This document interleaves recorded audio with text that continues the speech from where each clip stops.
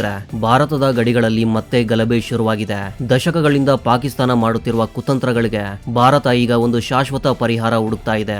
ಅಂದರೆ ಸೋಷಿಯಲ್ ಮೀಡಿಯಾದಲ್ಲಿ ಒಂದು ವಿಡಿಯೋ ವೈರಲ್ ಆಗ್ತಿದೆ. ಇದು ಈಗಿನದಲ್ಲ, ಆಪರೇಷನ್ ಸಿಂಧೂರ್ 2.0 ಪೀಕ್ ಸ್ಟೇಜ್ ಅಲ್ಲಿ ಇದ್ದಾಗ ಈ ವಿಡಿಯೋ ವೈರಲ್ ಆಗಿತ್ತು.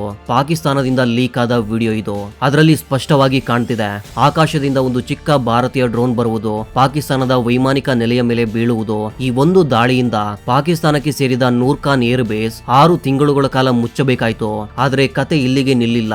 ಭಾರತ ಈಗ ಒಂದು ಹೆಜ್ಜೆ ಮುಂದೆ ಹೋಗಿ ಪ್ರಪಂಚ ಇಲ್ಲಿಯವರೆಗೆ ನೋಡದ ಒಂದು ಐತಿಹಾಸಿಕ ಡ್ರೋನ್ ಸೈನ್ಯವನ್ನ ನಿರ್ಮಿಸ್ತಾ ಇದೆ. ಭಾರತ ಏಕೆ 30,000 ಡ್ರೋನ್ ಗಳನ್ನ ಖರೀದಿ ಮಾಡ್ತಿದೆ? ಪಾಕಿಸ್ತಾನ ಗಡಿಗಳಲ್ಲಿ ಭಾರತ ಮಾಡುತ್ತಿರುವ ಈ ರಹಸ್ಯ ಯಂತ್ರದ ಹಿಂದಿನ ನಿಜವಾದ ಕಾರಣ ಏನು ಎಂಬುದನ್ನ ಈ ದೀರ್ಘ ವಿಶ್ಲೇಷಣೆಯಲ್ಲಿ ತಿಳಿಯೋಣ. ವಿಡಿಯೋವನ್ನ ಕೊನೆಯವರೆಗೂ ನೋಡಿ. ಅದಕ್ಕೂ ಮುಂಚೆ ಒಂದು ಚಿಕ್ಕ ರಿಕ್ವೆಸ್ಟ್, ನೀವಿನ್ನೂ ನಮ್ಮ ಚಾನೆಲ್ಗೆ ಸಬ್ಸ್ಕ್ರೈಬ್ ಮಾಡ್ಕೊಳ್ತಾ ಇದ್ರೆ ತಕ್ಷಣವೇ ಸಬ್ಸ್ಕ್ರೈಬ್ ಮಾಡ್ಕೊಳ್ಳಿ. ಹಾಗೂ ಕಾಮೆಂಟ್ ಸೆಕ್ಷನ್ ಅಲ್ಲಿ ಜೈ ಹಿಂದ್ ಅಂತ ಬರೆಯೋದನ್ನ ಮಾತ್ರ ಮರಿಬೇಡಿ. ಯಾಕಂದ್ರೆ ಕೊನೆಯಲ್ಲಿ ಪಾಕಿಸ್ತಾನವನ್ನ ಚೀನಾ ಹೇಗೆ ಮುಳುಗಿಸ್ತು ಎಂಬುದನ್ನ ಕೂಡ ಇಲ್ಲಿ ನಾವು ಹೇಳ್ತೀವಿ. ಸ್ನೇಹಿತರೆ, ಯುದ್ಧ ಅಂದರೆ ಕೇವಲ ಗನ್ನುಗಳು, ಫಿರಂಗಿಗಳು ಮಾತ್ರವಲ್ಲ. ಈಗ ಯುದ್ಧ ಅಂದ್ರೆ ತಂತ್ರಜ್ಞಾನ. ಆಪರೇಷನ್ ಸಿಂಧೂರ್ 2.0 ಸಮಯದಲ್ಲಿ ಭಾರತ ಬಳಸಿದ ಕಾಮಿಕಾಜಿ ಡ್ರೋನ್ಗಳು ಪಾಕಿಸ್ತಾನದ ರಕ್ಷಣಾ ವ್ಯವಸ್ಥೆಯನ್ನ ಒಂದು ಆಟ ಆಡ್ಕೊಂಡಿದ್ವು. ಈ ಕಾಮಿಕಾಜಿ ಡ್ರೋನ್ಗಳನ್ನ ಸೂಸೈಡ್ ಡ್ರೋನ್ಗಳು ಎಂದು ಕೂಡ ಕರೆಯಲಾಗುತ್ತೆ. ಇವು ಒಮ್ಮೆ ಟಾರ್ಗೆಟ್ ಅನ್ನ ಫಿಕ್ಸ್ ಮಾಡ್ಕೊಂಡ್ರೆ ಕ್ಷಿಪಣಿಯಂತೆ ಹೋಗಿ ಆ ಗುರಿಯನ್ನ ಡಿಕ್ಕಿ ಹೊಡೆದು ಅಲ್ಲೇ ಬ್ಲಾಸ್ಟ್ ಆಗ್ಬಿಡ್ತವೆ. ಪಾಕಿಸ್ತಾನಕ್ಕೆ ಅತ್ಯಂತ ಕೀಲಕವಾದ ನೂರ್ ಖಾನ್ ಏರ್ ಬೇಸ್ ಮೇಲೆ ಈ ಡ್ರೋನ್ ಬಿದ್ದಾಗ ಅಲ್ಲಿನ ರಾಡರ್ಗಳು ಕನಿಷ್ಠ ಶಬ್ದವನ್ನು ಸಹ ಮಾಡಲಿಲ್ಲ. ಅಂದ್ರೆ ಶತ್ರು ಮನೆಯೊಳಗೆ ಬಂದು ಹೊಡಿತಾ ಇದ್ರು. ಪಾಕಿಸ್ತಾನದ ಏರ್ ಡಿಫೆನ್ಸ್ ಸಿಸ್ಟಮ್ ನಿದ್ರೆಯಲ್ಲಿತ್ತು. ಇದರಿಂದ ಭಾರತೀಯ ರಕ್ಷಣಾ ಇಲಾಖೆಗೆ ಒಂದು ವಿಷಯ ಸ್ಪಷ್ಟವಾಯಿತು. ಪಾಕಿಸ್ತಾನದ ರಕ್ಷಣಾ ಸಾಮರ್ಥ್ಯ ಕೇವಲ 7 ರಿಂದ 12 ನಿಮಿಷಗಳಿಗಿಂತ ಹೆಚ್ಚು ಕಾಲ ನಿಲ್ಲಲಿಲ್ಲ. ಆ ನಂತರ ಪಾಕಿಸ್ತಾನದ ಆಕಾಶ ಭಾರತೀಯ ದಳಗಳಿಗೆ ಒಂದು ಓಪನ್ ಪ್ಲೇ ಗ್ರೌಂಡ್ ಆಗಿತ್ತು. ಭಾರತದ ವ್ಯೂಹ ಏಕೆ ಬದಲಾಯಿತು? ನಮ್ಮ ಬಳಿ ಪ್ರಪಂಚದಲ್ಲಿ ಅತ್ಯಂತ ವೇಗವುಳ್ಳ ಬ್ರಹ್ಮೋಸ್ ಕ್ಷಿಪಣಿಗಳಿವೆ, ಅಗ್ನಿ ಸೀರೀಸ್ ಕ್ಷಿಪಣಿಗಳಿವೆ.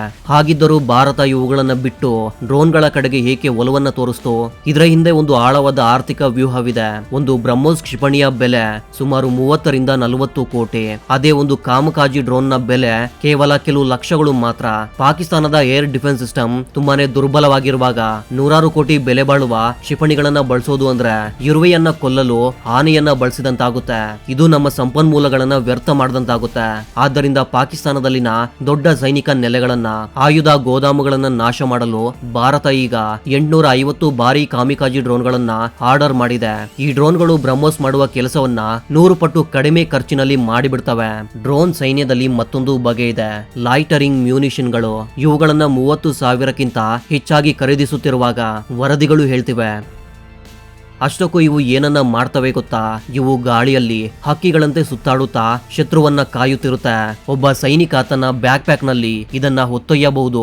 ಎಲ್ಲಿಯಾದ್ರೂ ಉಗ್ರರು ಅಡಗಿರುವುದು ಅಥವಾ ಶತ್ರು ಟ್ಯಾಂಕ್ಗಳು ಬರ್ತಾ ಇದ್ರು, ರಿಮೋಟ್ ಮೂಲಕ ಇವುಗಳನ್ನ ಹಾರಿಸಿ 1 ರಿಂದ 2 ಕಿಲೋಮೀಟರ್ ದೂರದ ಗುರಿಯನ್ನ ಸಹ ನಿಖರವಾಗಿ ಹೊಡೆಯಬಹುದು. ಇದಕ್ಕೆ ದೆಹಲಿಯ ಹೈಕಮಾಂಡ್ ನಿಂದ ಅನುಮತಿ ಕೂಡ ಬೇಕಿಲ್ಲ.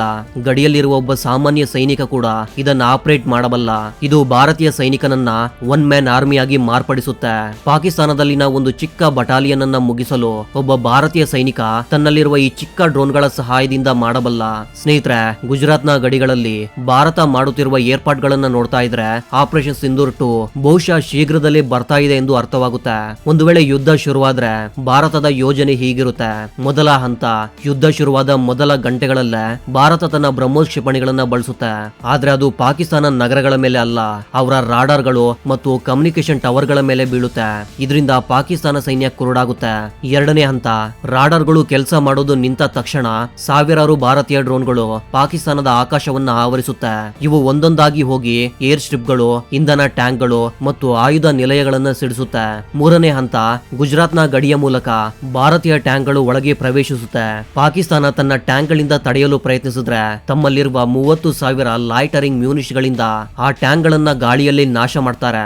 ಇಲ್ಲಿ ನಾವು ಪಾಕಿಸ್ತಾನದ ಸ್ಥಿತಿಯನ್ನ ನೋಡ್ಲೇಬೇಕು. ಪಾಕಿಸ್ತಾನ ತನ್ನ ರಕ್ಷಣೆಗಾಗಿ ಚೀನಾವನ್ನ ನಂಬಿತ್ತು.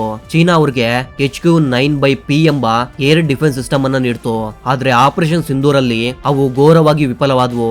ಚೀನಾದ ಸಾಮಾನುಗಳಿಗೆ ಗ್ಯಾರಂಟಿ ಇಲ್ಲ ಎಂದು ಪ್ರಪಂಚವೆಲ್ಲ ಹೇಳುತ್ತಲ್ಲ, ಅದು ಪಾಕಿಸ್ತಾನದ ವಿಷಯದಲ್ಲಿ ಅಕ್ಷರಶಃ ನಿಜವಾಯಿತು. ಚೀನಾದಿಂದ ಖರೀದಿಸಿದ ರಾಡರ್ಗಳು ಭಾರತೀಯ ಡ್ರೋನ್ ಎಂದು ಗುರುತಿಸಲು ವಿಫಲವಾದವು. ಈಗ ಪಾಕಿಸ್ತಾನ ಆತಂಕದಲ್ಲಿದೆ. ಆದ್ದರಿಂದ ಅವರು ಟರ್ಕಿ ಅಥವಾ ಇತರ ದೇಶಗಳಿಂದ ಆಯುಧಗಳನ್ನ ಖರೀದಿಸಲು ನೋಡ್ತಿದ್ದಾರೆ. ಆದ್ರೆ ಭಾರತ ಈಗಾಗಲೇ ಆ ದೇಶಗಳೊಂದಿಗೆ ರಾಜತಾಂತ್ರಿಕ ಚರ್ಚೆಗಳನ್ನ ನಡೆಸಿದೆ. ಶತ್ರುವಿಗೆ ಆಯುಧಗಳನ್ನ ಮಾರಬೇಡಿ ಎಂದು ಎಚ್ಚರಿಕೆಯನ್ನು ಸಹ ನೀಡಿದೆ. ಆಪರೇಷನ್ ಸಿಂಧೂರ್ ಸಮಯದಲ್ಲಿ ಪಾಕಿಸ್ತಾನ ಮಾಡಿದ ಮತ್ತೊಂದು ದೊಡ್ಡ ಕುತಂತ್ರ ತಪ್ಪು ಪ್ರಚಾರ. ಯುದ್ಧದಲ್ಲಿ ಸೋತರು ಕೂಡ ಸೋಷಿಯಲ್ ಮೀಡಿಯಾದಲ್ಲಿ ತಮ್ಮದೇ ಗೆಲುವು ಎಂಬಂತೆ ಫೇಕ್ ವಿಡಿಯೋಗಳನ್ನ ಸೃಷ್ಟಿ ಮಾಡಿದ್ರು. ಭಾರತೀಯ ಸೈನ್ಯವನ್ನ ವೀಕ್ ಆಗಿ ತೋರಿಸಲು ಅವರು ತುಂಬಾನೇ ಪ್ರಯತ್ನಿಸಿದ್ರು. ಆದ್ರೆ ಆಪರೇಷನ್ ಸಿಂಧೂರ್ 2.0 ಗಾಗಿ ಭಾರತ ಈಗ ಸೈಬರ್ ವಾರ್ಫೇರ್ ಮತ್ತು ಇನ್ಫಾರ್ಮೇಶನ್ ವಾರ್ ವಿಭಾಗಗಳನ್ನ ಬಲಪಡಿಸಿದೆ. ಪಾಕಿಸ್ತಾನ ಮಾಡುವ ಪ್ರತಿ ಸುಳ್ಳು ಪ್ರಚಾರಕ್ಕೂ ಸೆಕೆಂಡ್ಗಳಲ್ಲಿ ಸಾಕ್ಷ್ಯಗಳೊಂದಿಗೆ ನಿಜವನ್ನ ಭಾರತ ಪ್ರಪಂಚದ ಮುಂದೆ ಇಡುತ್ತೆ. ಶತ್ರು ಕೇವಲ ಗಡಿಯಲ್ಲಿ ಮಾತ್ರವಲ್ಲ, ಸೋಷಿಯಲ್ ಮೀಡಿಯಾದಲ್ಲೂ ಸೋಲಬೇಕು. ಇದೇ ಭಾರತದ ವ್ಯೂಹ. ಪಾಕಿಸ್ತಾನ ಈಗ ತೀವ್ರ ಆರ್ಥಿಕ ಸಂಕಷ್ಟದಲ್ಲಿದೆ. ಒಂದು ಭಾರತೀಯ ಡ್ರೋನ್ ನ ಬೆಲೆ 10 ಲಕ್ಷ ಅಂದ್ಕೊಳ್ಳಿ. ಅದನ್ನ ತಡೆಯಲು ಪಾಕಿಸ್ತಾನ ಬಳಸುವ ಕ್ಷಿಪಣಿಯ ಬೆಲೆ 2 ಕೋಟಿ ರೂಪಾಯಿಗಳು. ಅಂದರೆ ಭಾರತ 100 ಡ್ರೋನ್ಗಳನ್ನ ಕಳಿಸಿದ್ರೆ ಅವುಗಳನ್ನ ತಡೆಯಲು ಪಾಕಿಸ್ತಾನ ತನ್ನ ಬಜೆಟ್ ಎಲ್ಲವನ್ನ ಖರ್ಚು ಮಾಡಲೇಬೇಕು. ಇದು ಪಾಕಿಸ್ತಾನವನ್ನ ಆರ್ಥಿಕವಾಗಿ ಸಂಪೂರ್ಣವಾಗಿ ದಿವಾಳಿಯಾಗಿಸುವ ಒಂದು ವ್ಯೂಹ. ಹಿಂದೆ ನಾವು ಡ್ರೋನ್ಗಳಿಗಾಗಿ ಇಸ್ರೇಲ್ ಅಥವಾ ಅಮೆರಿಕ ಕಡೆ ನೋಡ್ತಾ ಇದ್ವಿ. ಆದ್ರೆ ಈಗ ಭಾರತ ಖರೀದಿಸ್ತಾ ಇರುವ ಈ 30,000 ಡ್ರೋನ್ಗಳಲ್ಲಿ ಬಹುಪಾಲು ಮೇಕ್ ಇನ್ ಇಂಡಿಯಾ ಅಡಿಯಲ್ಲಿ ಭಾರತೀಯ ಸ್ಟಾರ್ಟ್ಅಪ್ ಕಂಪನಿಗಳೇ ತಯಾರಿ ಮಾಡ್ತಿವೆ. ಇದು ಯುದ್ಧದ ಸಮಯದಲ್ಲಿ ವಿದೇಶಿ ಸರಬರಾಜಿನ ಮೇಲೆ ಅವಲಂಬಿತವಾಗುವ ಅಗತ್ಯವನ್ನ ತೊಡೆದು ಹಾಕುತ್ತೆ. ಸ್ನೇಹಿತರೆ, ಆಪರೇಷನ್ ಸಿಂಧೂರ್ 2 ಎಂದ್ರೆ ಕೇವಲ ಒಂದು ಆರಂಭ ಮಾತ್ರ. ಮುಂದೆ ಬರುವ ಕಾಲದಲ್ಲಿ ಭಾರತೀಯ ರಕ್ಷಣಾ ವ್ಯವಸ್ಥೆ ಇನ್ನಷ್ಟು ಆಧುನಿಕಗೊಳ್ಳಲಿದೆ. ಶತ್ರು ಎಷ್ಟೇ ದುರ್ಬಲನಾಗಿರಲಿ ಅವನ ಮೇಲೆ ಕಣ್ಣಿಟ್ಟಿರುವುದು ನಮ್ಮ ಧರ್ಮ. ಪಾಕಿಸ್ತಾನ ಇನ್ನೂ ಉಗ್ರವಾದವನ್ನ ಬೆಳೆಸಿ ಪೋಷಿಸ್ತಾ ಇದ್ರೆ ಅವ್ರಿಗೆ ಡ್ರೋನ್ಗಳ ರೂಪದಲ್ಲಿ ಡೆತ್ ವಾರೆಂಟ್ ಬರುವುದು ಖಚಿತ. ಭಾರತ ಕೇವಲ ಪ್ರತ್ಯೇಕ ಡ್ರೋನ್ಗಳನ್ನ ಖರೀದಿ ಮಾಡ್ತಿಲ್ಲ. ಇದರ ಹಿಂದೆ ಸ್ಮಾರ್ಟ್ ಟೆಕ್ನಾಲಜಿ ಎಂಬ ಭಯಾನಕ ಯುದ್ಧ ತಂತ್ರ ಇದೆ. ಸ್ವಾಟ್ ಅಂದ್ರೆ ಒಂದು ಜೇನು ಹುಳುಗಳ ಗುಂಪು ಎಂದರ್ಥ.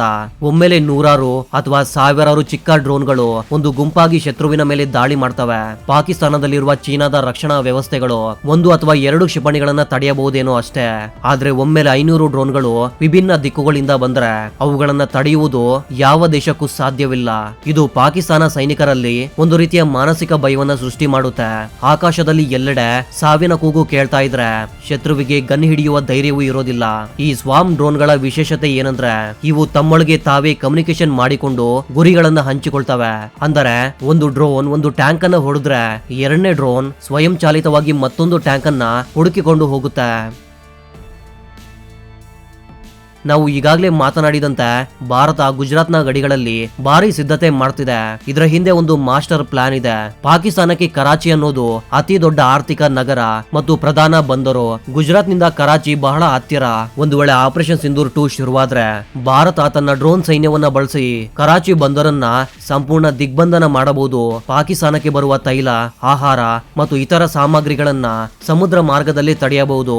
ಹಿಂದೆ 1971ರ ಯುದ್ಧದಲ್ಲಿ ಭಾರತೀಯ ನೌಕಾಪಡೆ ಕರಾಚಿಯನ್ನ ಸುಟ್ಟು ಹಾಕಿತು. ಈಗ ಡ್ರೋನ್ಗಳಿಂದ ಅದೇ ಕೆಲಸವನ್ನ ಬಹಳ ಸುಲಭವಾಗಿ ಯಾವುದೇ ಪ್ರಾಣಹಾನಿ ಇಲ್ಲದೆ ಮಾಡಬಹುದು. ಗುಜರಾತ್ನ ಗಡಿಗಳಲ್ಲಿನ ಮಣ್ಣು ಪಾಕಿಸ್ತಾನ ಟ್ಯಾಂಕ್ಗಳಿಗೆ ನರಕವನ್ನ ತೋರಿಸುತ್ತೆ. ಅಲ್ಲಿ ಈ ಲೈಟರಿಂಗ್ ಮ್ಯೂನಿಷನ್ಗಳು ಪಾಕಿಸ್ತಾನದ ಆರ್ಮಡ್ ಫೋರ್ಸ್ ಅನ್ನ ನಾಮರೂಪಗಳಿಲ್ಲದಂತೆ ಮಾಡುತ್ತೆ. ಭಾರತ ಈ ಮಟ್ಟದಲ್ಲಿ ಡ್ರೋನ್ಗಳ ಮೇಲೆ ಹೂಡಿಕೆ ಮಾಡೋದಕ್ಕೆ ಮುಖ್ಯ ಕಾರಣ ರಷ್ಯಾ ಯುಕ್ರೇನ್ ಯುದ್ಧ. ರಷ್ಯಾ ರೀತಿಯ ಸೂಪರ್ ಪವರ್ ಕೂಡ ಯುಕ್ರೇನ್ ಚೀಪ್ ಡ್ರೋನ್ಗಳ ಮುಂದೆ ತೊಂದರೆ ಅನುಭವಿಸಿದ್ದನ್ನ ನೋಡಿ ಪ್ರಪಂಚದ ಯುದ್ಧ ತಂತ್ರ ಬದಲಾಯಿತು. ಕೋಟ್ಯಾಂತರ ರೂಪಾಯಿ ಬೆಲೆ ಬಾಳುವ ಯುದ್ಧ ವಿಮಾನಗಳನ್ನ ಕೂಡ ಕೇವಲ 5 ಲಕ್ಷ ರೂಪಾಯಿ ಬೆಲೆ ಬಾಳುವ ಡ್ರೋನ್ ಅದನ್ನ ಕೆಡುತ್ತಾ ಇತ್ತು. ಭಾರತೀಯ ರಕ್ಷಣಾ ಇಲಾಖೆ ಈ ಪಾಠವನ್ನ ಬೇಗ ಗ್ರಹಿಸಿತು. ಆದ್ದರಿಂದ ಮುಂದಿನ ಯುದ್ಧಗಳಲ್ಲಿ ನಮ್ಮ ಸೈನಿಕರನ್ನ ಅಪಾಯಕ್ಕೆ ಒಡ್ಡದೆ ಡ್ರೋನ್ಗಳ ಮೂಲಕ ಶತ್ರುವನ್ನ ಹಿಟ್ ಮಾಡಬೇಕು ಎಂದು ಭಾರತ ಈಗ ನಿರ್ಧರಿಸಿದೆ. ಇದು ಕೇವಲ ಒಂದು ಆಯುಧ ಖರೀದಿಯಲ್ಲ, ಭಾರತ ಒಂದು ಡಿಜಿಟಲ್ ವಾರ್ಫೇರ್ ಹೌಸ್ ಆಗಿ ಮಾರ್ಪಡ್ತಾ ಇದೆ ಎಂಬುದಕ್ಕೆ ಇದೊಂದು ದೊಡ್ಡ ಸಾಕ್ಷಿ. ಈಗ ಪಾಕಿಸ್ತಾನದ ಆರ್ಮಿ ಚೀಫ್ ಮತ್ತು ಅಲ್ಲಿನ ರಾಜಕೀಯ ನಾಯಕರಿಗೆ ನಿದ್ರೆ ಬರ್ತಿಲ್ಲ. ಏಕೆಂದ್ರೆ ಅವರ ಬಳಿ ಇರುವ ಆಯುಧಗಳು ತುಂಬಾನೇ ಹಳೆಯವು. ಅವರ ಆರ್ಥಿಕ ಸ್ಥಿತಿ ದಯನೀಯವಾಗಿದೆ ಮತ್ತು ಅವರ ಮಿತ್ರ ದೇಶ ಚೀನಾ ನೀಡಿದ ರಕ್ಷಣಾ ವ್ಯವಸ್ಥೆಗಳು ನಂಬಿಕೆಗೆ ಅರ್ಹವಲ್ಲ. ಭಾರತ ಈಗ ಖರೀದಿ ಮಾಡ್ತಿರುವ ಈ 30,000 ಡ್ರೋನ್ಗಳ ಬಗ್ಗೆ ಪಾಕ್ ಮೀಡಿಯಾದಲ್ಲೂ ದೊಡ್ಡ ಚರ್ಚೆ ನಡೀತಾ ಇದೆ. ಭಾರತ ಯುದ್ಧವನ್ನ ಘೋಷಣೆ ಮಾಡದೇ ಇದ್ರು ಈ ಸಿದ್ಧತೆಯಿಂದಲೇ ಪಾಕಿಸ್ತಾನವನ್ನ ಅರ್ಧದಷ್ಟು ಸೋಲಿಸಿದೆ. ಏಕೆಂದ್ರೆ ಯುದ್ಧ ಅಂದ್ರೆ ಕೇವಲ ಭೂಮಿಯನ್ನ ಗೆಲ್ಲುವುದಲ್ಲ, ಶತ್ರುವಿನ ಹೋರಾಟದ ಉತ್ಸಾಹವನ್ನ ಕೊಲ್ಲುವುದು. ಈ ಡ್ರೋನ್ ಸೈನ್ಯ ಸರಿಯಾಗಿ ಅದೇ ಕೆಲಸವನ್ನ ಮಾಡ್ತಿದೆ. ಭಾರತ ತೆಗೆದುಕೊಂಡ ಈ ಡ್ರೋನ್ ನಿರ್ಧಾರದ ಬಗ್ಗೆ ನಿಮ್ಮ ಅಭಿಪ್ರಾಯವೇನು ಕಾಮೆಂಟ್ ಸೆಕ್ಷನ್ ಅಲ್ಲಿ ತಪ್ಪದೇ ತಿಳಿಸಿ. ಈ ವಿಡಿಯೋ ನಿಮ್ಗೆ ಇಷ್ಟವಾದ್ರೆ ತಪ್ಪದೇ ಒಂದು ಲೈಕ್ ಮಾಡಿ ಹಾಗೂ ಈ ವಿಡಿಯೋವನ್ನ ಶೇರ್ ಮಾಡಿ. ಇದೇ ರೀತಿಯ ಮತ್ತೊಂದು ಇಂಟ್ರೆಸ್ಟಿಂಗ್ ಆದ ವಿಡಿಯೋದ ಜೊತೆಗೆ ಮತ್ತೆ ಸಿಗ್ತೇನೆ. ಅಲ್ಲಿವರೆಗೂ ಜೈ ಹಿಂದ್, ಜೈ ಕರ್ನಾಟಕ.